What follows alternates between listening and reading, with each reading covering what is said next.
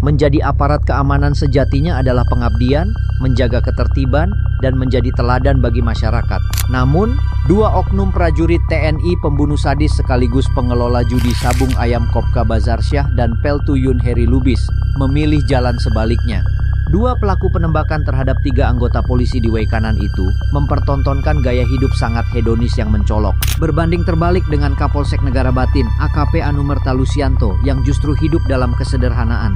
Kopka Bazarsyah yang seharusnya bertugas sebagai babinsa di Subramil Negara Batin justru menjalani kehidupan bak sultan. Rumah mewah berpagar kokoh, garasi terisi kendaraan mahal, hingga rekening gendut yang tak masuk akal untuk seorang prajurit TNI berpangkat tamtama dengan gaji hanya 3,1 juta per bulan. Bukti-bukti gaya hidupnya terpampang jelas di media sosial. Berpose angku di samping Toyota Fortuner hitam, mobil yang harganya bisa mencapai $500 miliar. Tak cukup dengan satu kendaraan mewah, ia juga punya Toyota Hilux dan motor legendaris RX King yang nilainya juga tak main-main. Tak berhenti di situ, senjata api laras panjang dan pistol juga ditemukan dalam kepemilikannya. Bagaimana bisa seorang tamtama memiliki akses ke persenjataan seperti ini? Legalitasnya perlu dipertanyakan. Hal serupa juga terjadi pada Peltuyun Heri Lubis. Sebagai dan Subramil Negara Batin, ia pun punya hunian mewah di Jalinsum Dusun Simpang 4, Kampung Negeri Baru, Waikanan.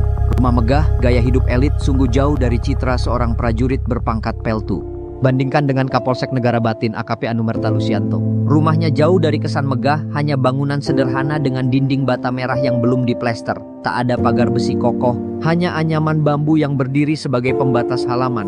Bahkan tak ada garasi mobil yang menunjukkan kemewahan seorang pejabat kepolisian. Namun, di balik kesederhanaannya, Lusianto adalah pribadi yang penuh ketulusan. Ia tak hanya mengemban tugas sebagai penegak hukum, tetapi juga sebagai pelita bagi masyarakat sekitarnya. Setiap hari, ia tak pernah absen menjalankan ibadah dan dengan penuh kesabaran, ia mengajarkan anak-anak mengaji, menyebarkan nilai-nilai kebaikan Islam yang diyakininya. Yang lebih menggetarkan hati, di tengah kesibukannya sebagai Kapolsek, Lusianto tak ragu turun ke jalan menjadi sopir angkot.